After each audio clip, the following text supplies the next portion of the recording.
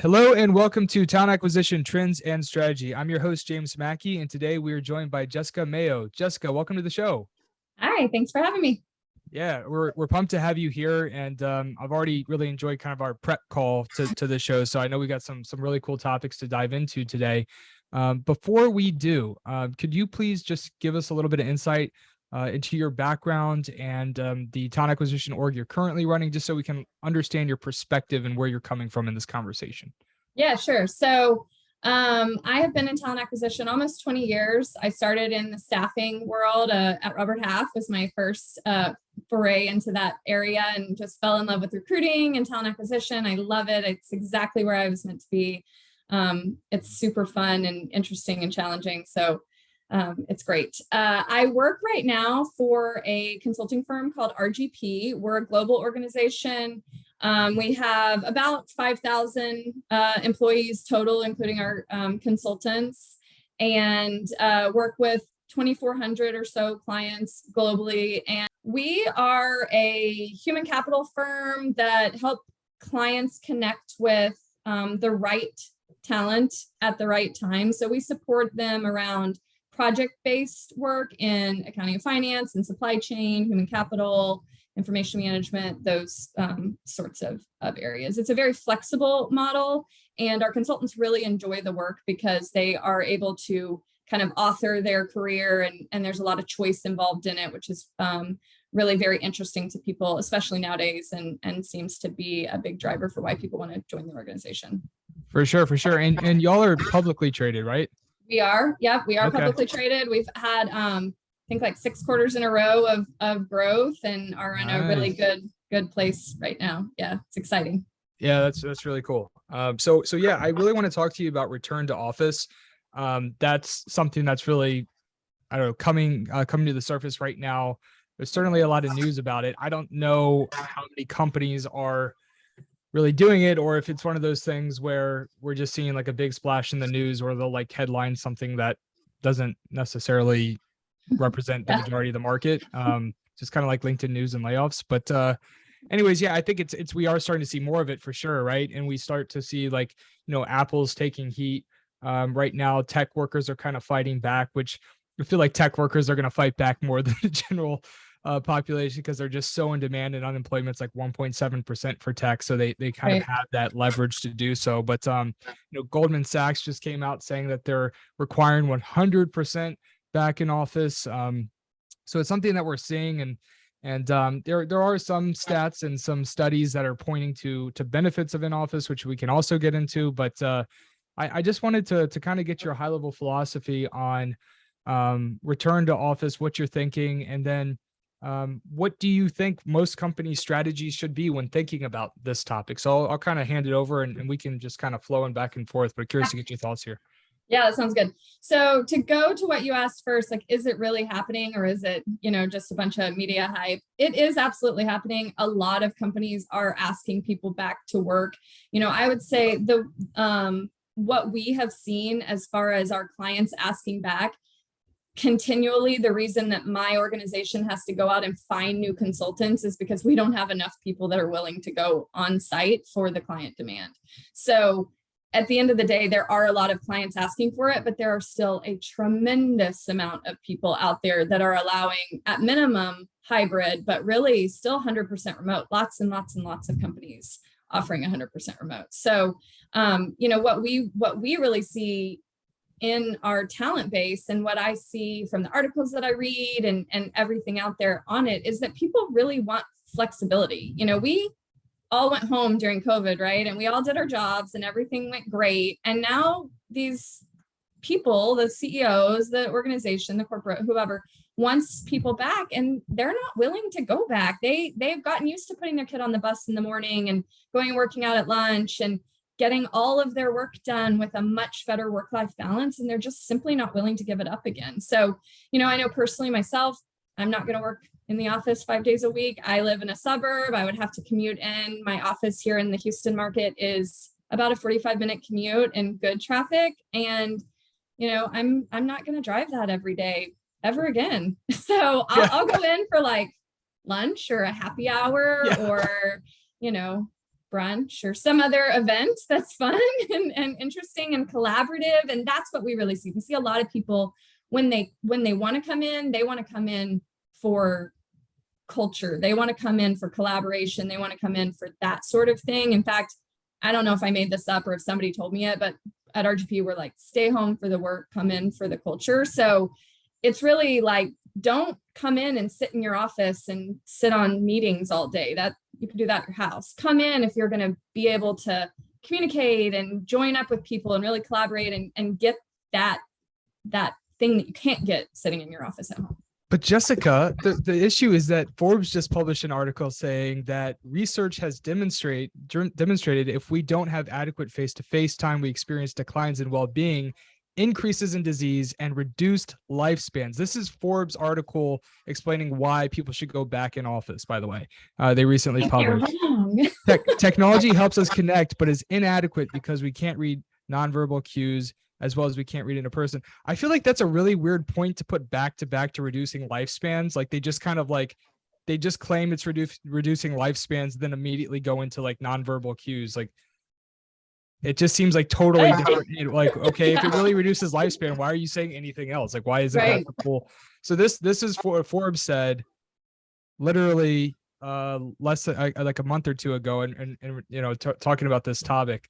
So it's just kind of weird because I don't see it that way at all. As you mentioned, people have more flexibility to work out. They're spending less time commuting in the car.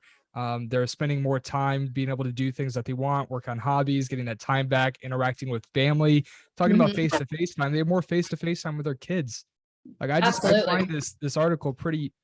I mean, I'm not saying there aren't any benefits to an office. So I'm not trying to slam it. I just find this. There are great benefits to being in office, and I think clients generally, you know, they're not all Goldman Sachs saying we want people back 5 days a week. Although there are people like that, and in fact, here in the Houston market, you know, we have some oil and gas companies that have had people back 5 days a week for a year and a half, 2 years. You know, but we also have tremendous turnover because people they have options and they want flexibility. Right. And they want that choice. They want to be able to work with purpose. And they want to, like I said, they want to come in when it's meaningful and when it's important and when there's a benefit to it. They don't just want to sit there. You know, I have a girlfriend of mine that works for an oil and gas company.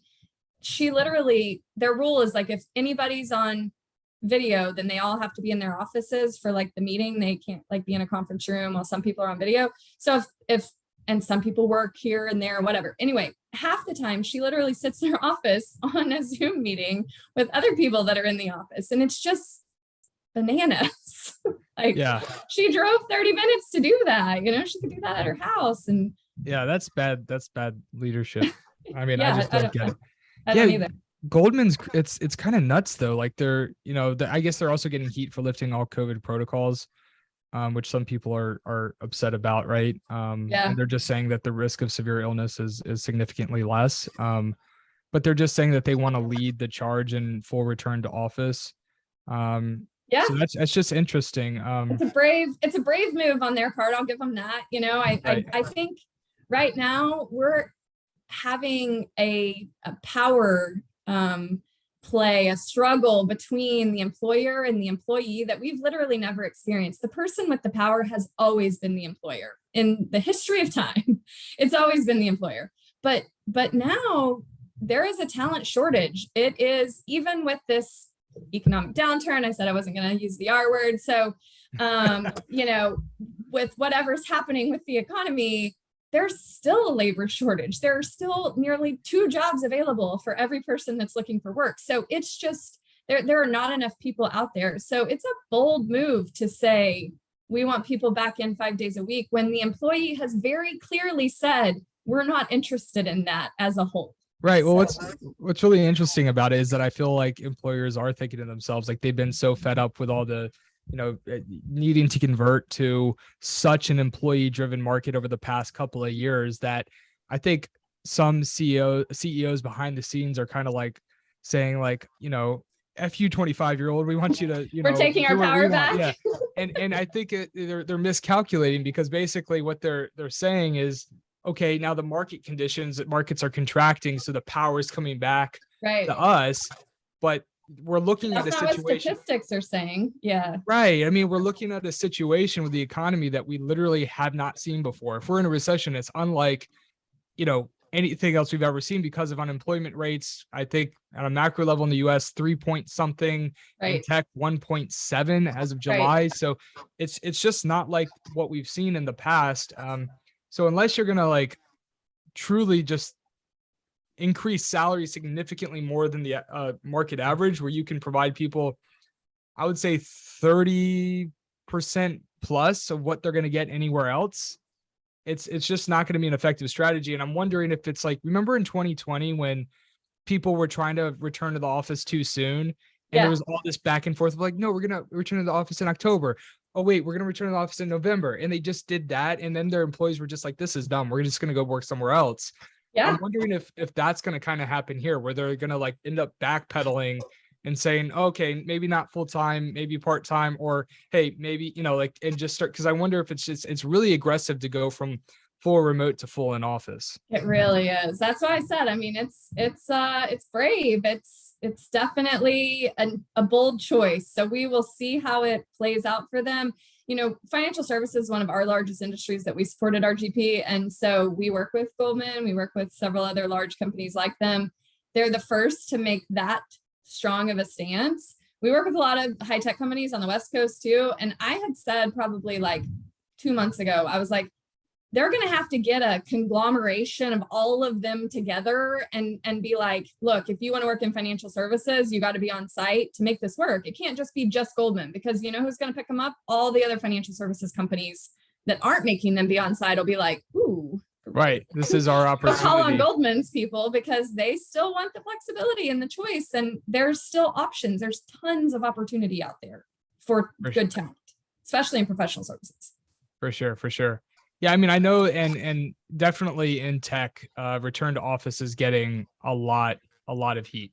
Like there is significant pushback from people in the tech industry right now. So I think you're right. Unless employers kind of unify and say that this is the way it's going to be, and I honestly don't think that that's going to happen.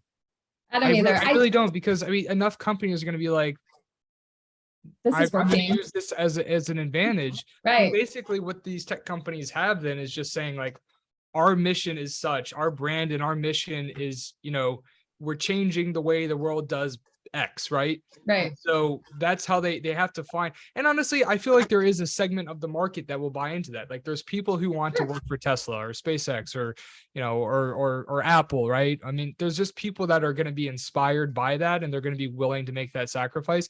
So the reality is that these big tech companies, they don't have to appeal to everybody. Yeah. They have to appeal to a segment of the A-player market that will buy into that mission and that value, those values and that culture. So I think what's cool about it too is like, you don't have to be for everyone. Apple could easily just say, we're not for everyone. If you want to be here, then you're doing the hybrid environment. This is what we're building. This is why we need you here. So I'm definitely not opposed to that. It's just an interesting, like, I do think hybrid is definitely preferable to full-time, because again, like people, as you said, like they want flexibility, right? Like I kind of like coming into the office occasionally. Me too. But I don't want to be there. I don't like needing to be somewhere at like, 8:30 in the morning, right? Just because. That's exactly what I told somebody. I was like, I would even come in maybe as much as like one day a week. That's probably pushing it. Yeah. But maybe one day a week if I didn't have like a time I had to be there. I'm not going to be there at 8:30. But maybe if I could roll in about 10, and maybe like I have a break between meetings between 2 and 3, and I could drive home during that time, like maybe that would work for me. But, that just doesn't work with my particular calendar and the way I structure my day. So I do try and go in. I lead a team of talent acquisition people for all of North America. And so I don't actually have anybody that reports to me that sits in Houston anymore. So like, I used to go in sometimes to have my one-on-ones, and we would have our one-on-ones every other week, and we would go to lunch and we would have that time together. And I valued that. And so did my employee. And, I think there is a lot to be said for that. And like our Dallas office, we have a lot of talent people there that sit in the Dallas market. And so they do get together more regularly, because again, it makes sense. Right. if it makes sense, I'm here for it. Like, let's get together. I love in-person interaction. Like, I love it. But like, not to just sit in meetings all day, or not to like work on spreadsheets. Like, there's so many things that are not conducive to that, and it's not necessary. And people have discovered that, and they don't want to do it anymore. I read some article yesterday or something that was talking about Gen Z especially, and this person was talking about how they really enjoy a hybrid workplace, because they're like, I really want to be around other people and I want to do all that. And they were like, but man, I can't imagine having to commute 5 days a week. Like, how did people do that before COVID? Because they had like only come into work, they graduated like during COVID, and they were like, how did that work? Right. Why would you live your life this way? Yeah, totally. But why? Yeah.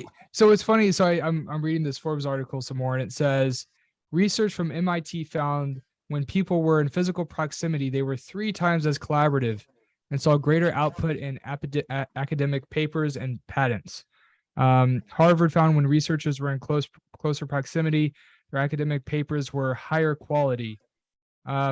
So the whole idea of like academia needs to be right. How is that the same as like so I think like the underlying point would just be collaboration, creativity. Yeah. What are your thoughts? Are you buying it? Like, what are your thoughts? So I mean, I don't think it's bad for your health to work remotely. No, I do not. Cognitive decline. That's what this article. We are going to die sooner because we're all working from home now. No, I don't believe that at all. I mean, personally, where are they getting that data? Where like there hasn't been enough time. There hasn't even been enough people. It's been like 2 years. Are they? I don't know. I don't want to appear. How are they getting that data? Are they correlating it with? I don't know. I'm not even. I can't imagine. I have no idea. I don't know. I don't know. Me personally, like, some of the best things that came out of coming home to work for COVID was I have a young child. And prior to that, I mean, I left the house before she was awake. I came home, I spent like 1 hour with her before she went to bed. That was my entire time with my child. Now I literally walk her I get up with her in the morning. I make her breakfast. We walk to the bus stop. I see her get on the bus every day for school. Half the time I get her off the bus with my husband. Like, I talk to her about her day, those little like 10-minute, like even when I get her off the bus and come back here, I still have work after that. But that 10 minutes of me seeing her and talking to her and all that, like, game changer for me. Yeah, I love it. I mean, I drive my daughter to and from her little Montessori school every day. She's 3. She turns 3 next month. And it's like, you can look at it. You can look at that time as this is just like transactional, kind of like grunt work or whatever you want to call it. Like, oh, you just have to drive your kid to school. Like, is that really special? Like, yes, that's yes, because it's like those little moments like of, you don't have unlimited time, right? So it's just being there and being present, is so important.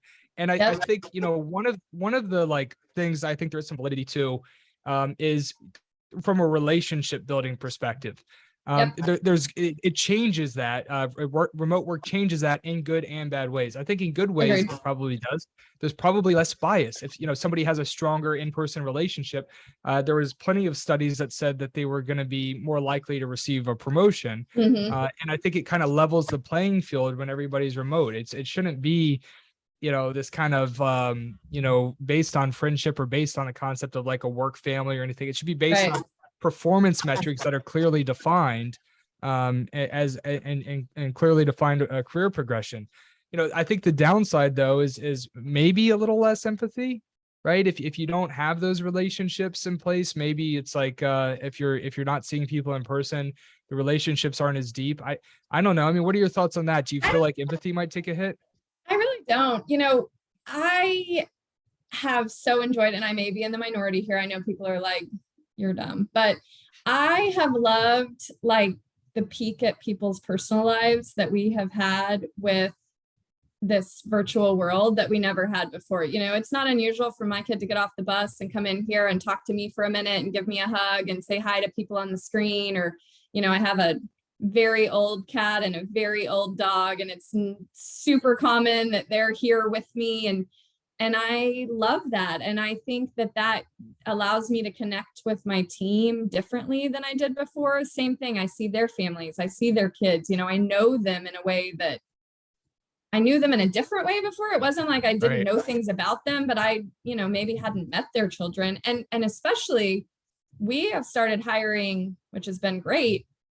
No matter where somebody sits, it doesn't matter, especially in the talent organization RGP, they can really be anywhere. And so, we have hired people that we would have never been able to hire before because we don't have an actual physical office there. And so I would have never met that person in person. And I feel like I do get to meet them and connect with them on a day-to-day basis. And I feel like that's a huge benefit of this type of interaction. The culture is changing, right? I mean, that's a really excellent point, because like you could argue, well, less deep relationships would mean, maybe less empathy, but the reality is that we are seeing a lot more of people's personal lives. Like for instance, at my company, Secure Vision, we have like a random Slack channel where people are constantly posting things, not just that they're doing on the weekend, but like throughout the week with their kids, their dogs, their cats, whatever. And you're seeing a lot more, like culturally, there's a shift where it's like this integration between our personal and professional lives on a whole new level, right?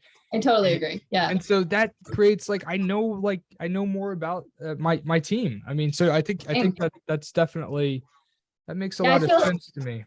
I feel like the work-life balance has shifted a lot more to the life, which is, probably how it should be, right? Like, and certainly my knowledge of people doesn't just exist with their work and is a lot more personal than it ever was before. And that's been really fun. And I think has created stronger relationships with my team that doesn't sit right next to me. Those people I knew well already, but this right. And it's just like these people that are saying like face-to-face interaction. It's like, well, what about like face-to-face interaction with your kids? Like, what about your kids' ability to see you? Do you don't think that has an impact on their development? I could not agree more with that. I mean, come on. So RGP, we are big time. There's a lot of women here, a lot of working parents, not just working moms, but a lot of working moms. Our CEO is a working mom. Our CFO is a working mom. Our SVP of talent. I mean, we just have a lot of women in leadership roles and a lot of working parents. And that has been one of the things. In fact, one of the guys on the talent team today posted about how he had a sick baby at home today. And like people on one of his calls were like, how's your daughter? How's everything? And he's like, man, it feels good to work somewhere that cares about me versus just that. But, I feel really lucky to have that kind of blend and be able to work when I'm working and be really committed to that and successful at that, but also like have my time with my family and my daughter and go and do PTA stuff at her school, which I could have never done before because I was an hour in the city, Yeah, I couldn't agree more. It's just, I think that's why, like, the other aspect too is like the reason I don't think companies are going to unify for this is because I don't think every executive wants this. I think there's plenty of executives that, for instance, like for my company, now granted it's a smaller company than a lot of the, obviously these big tech companies and whatnot, but I don't want to pay for these big office spaces. I would rather reallocate that toward the salaries of my employees so I can attract top talent or retain top talent. Or I'd rather put that toward demand gen efforts, right? Or, getting it, stuff for the podcast and promoting it. There's a bunch of stuff that is value creating investments that I can use that money for. And then I'm also creating more value for the families of employees. So, I don't know. I don't think you could get like across an entire industry, all the executives on board because you know what I mean? I think that's another thing working in employees' favor. I think that's what it would take, honestly, to really see a giant shift. I think it would take like all of them basically coming together and saying that, because I've used this analogy several times in the past. So if you used to live in like a smaller city and you were a good company to work for in that small city, you got the best of the best people to work for you in that city, because everybody wanted to work there because it was the best place to work. So, the talent competition for you, not super strong as a CEO of that company, right? Well, now those people have access to the best of the best everywhere. They can work anywhere. So that is a benefit to them. Certainly. It also allows that company, the company in the smaller city to pull the best of the best from other places and to create opportunities where maybe they didn't exist before. And I just think that there's enough people from both a client perspective and the talent that really want to keep that flexibility and those options and that choice there, that is just, it's just going to be, the cat's out of the bag, right? On how awesome it is. It's not going to be easy to shove it back in. It's not.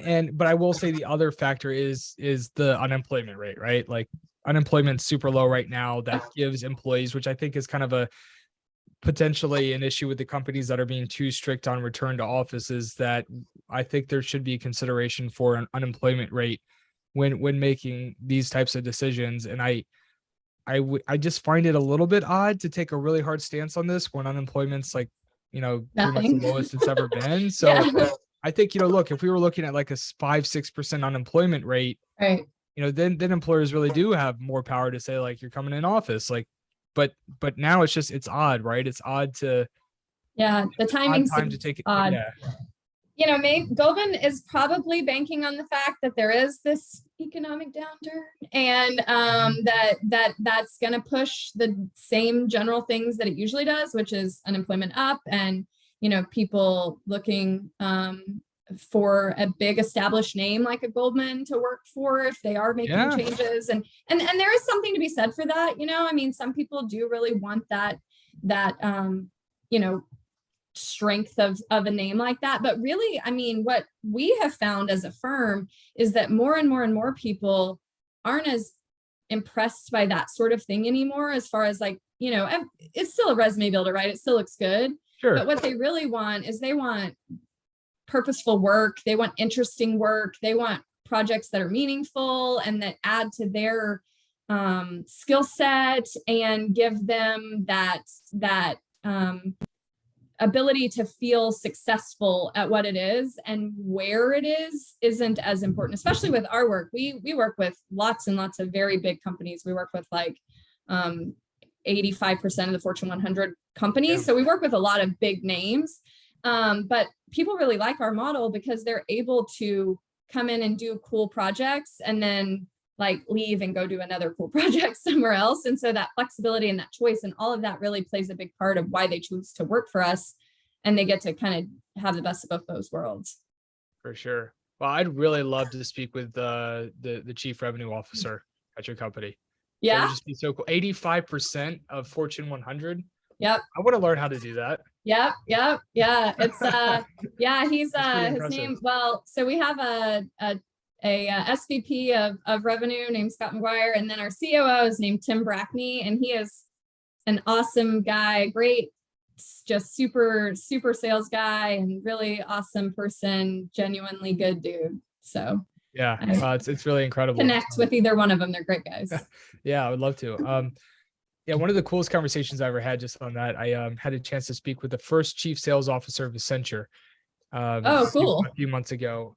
And it was just nuts, because if you think about Accenture, it's like 60,000 employees, I think, or no, actually, wait, they're probably more than that. Probably way more than that. Let me check it out real fast. I think they might be in the hundreds of thousands now that I'm thinking about it. Yeah, that was totally off. I'm sorry. I meant 500 to 600,000, not 50 to 60. Yeah, I was like, wait, that doesn't sound right. Yeah, so it's basically like a small country. Right. And so just like the idea of being a C-level executive at a company that has like 600,000 employees, and also they're growing like 20% year over year. Yeah, that's crazy. Yeah, it's like how are you doing that? Teach me your ways. Like that's, but it's so drastically different than like a small bit, you know what I mean? It's just so high level.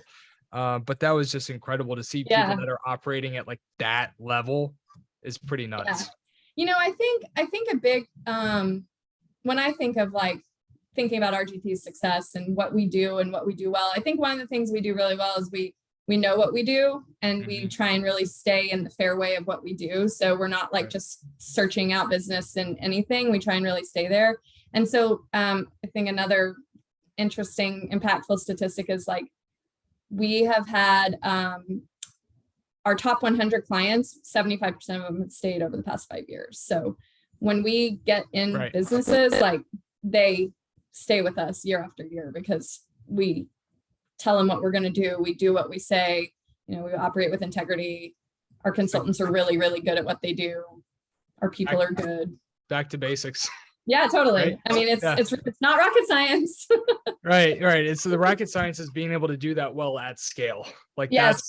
that's the heart. It's like the hands-on part. Like it's like you have to figure out, that's where you need those smart operations people to figure out, For sure. how do we have consistency across the board, across all these different divisions and customers and segments. Mhm. Yeah, Which has really been one of fascinating. the things. RGP, we have grown tremendously over the past several years, but we're like really aiming hard at $1 billion organization, and we're over 800,000. We came from like 600,000 recently, so we're growing at a good pace. But it has been really interesting to figure out how to do the stuff that we do really well and do it at scale. It's been quite a fun challenge to undertake. Very, very cool. And I just remember the name of the chief sales officer at Accenture for anybody listening, John Walsh, chief sales officer at Accenture. So make sure to follow him on LinkedIn as well. Yeah, there you go. Incredibly sharp. But anyways, yeah, this is Jessica, this has been a really, really great conversation. I think this is probably a good stopping point because we're gonna be coming up on time soon. So I don't want to just like, be rushed and jump into something else and need to stop. So I just wanted to say thank you for joining us today. And for anybody listening that wants to engage with you, follow you online, where should they look for you? So I'm on LinkedIn, Jessica Mayo. You can just look me up there. And our RGP website's careers.rgp.com. Love it. Love it. And for everybody else tuning in, thanks for joining us, and we will see you next time.